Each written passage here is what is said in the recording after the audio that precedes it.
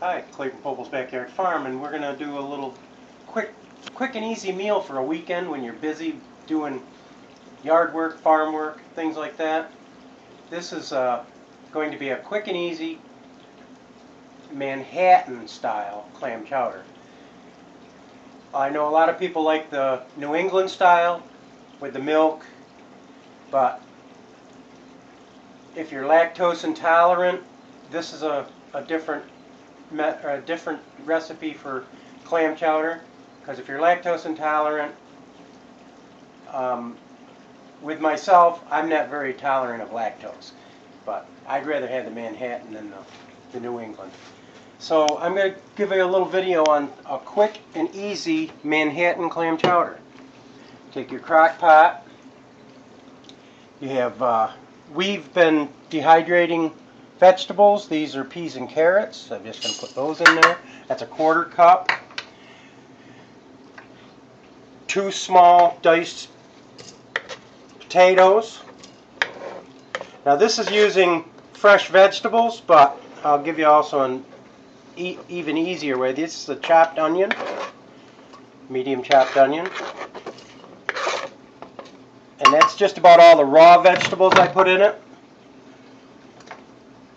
But you can take a can of drained mixed vegetables. Put your mixed vegetables in there. I usually use 2 cans. As you can see, there's a lot of vegetables in there. But once it cooks down, I take 1 can of tomato paste. And I cut both ends off only because it's easier to get it out of the can. And as you housewives know, tomato paste can be a pain. So what I do is I draw the knife around the outer edge on both ends, and you let it slide right out of the can. That's a quick and easier way of getting good results. Then I take 2, I don't usually like to use canned clams, but I'd rather use fresh, but when you do the clams, use the broth too, because the broth is what gives it its flavor. Alright. Now, as far as a base, I use Clamato. You can use regular tomato juice if you like, but the Clamato's already got the sodium in there, so you don't need to add a lot of salt. So I pour enough in there so it doesn't overflow. I use celery salt. It's probably the only salt I'll use, only because of the sodium in the Clamato. And then I use onion powder, and you don't really have to because you've got the raw onions in there, but I like a little bit of onion powder and garlic powder to give it that a little bit extra flavor. As you can tell, when they get clogged up a little bit, they don't. Alright, garlic powder. You can use real garlic in there if you like. I add just a little bit of pepper and salt, but with the Clamato I'm not going to add the salt. Alright. And then you take a big spoon and you'll stir it up and let it set.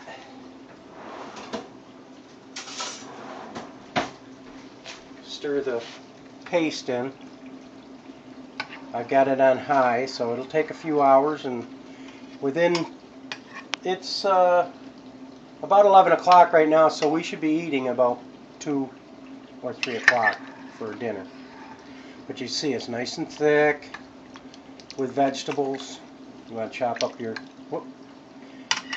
paste, and then allow if you're using dehydrated vegetables like we did with the peas and carrots, it'll give them a chance to rehydrate in the hot soup. But this will be really thick with vegetables. And if you like a hotter chowder, you can use cayenne pepper or a little bit of paprika or anything like that. But this is a good dinner that you don't have to sit and slave over while you're busy out in the yard, or if you're if it's just a day you want to do your laundry, or a day you want to do something around the house, that maybe you want to crochet a blanket like Ruthie does. You take 10 minutes to put this stuff together, and you have a nice meal for later on.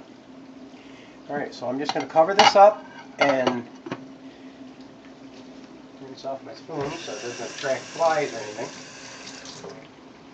And I'll take care of my mess, and thank you for joining us. And if you like the recipe, by all means use it.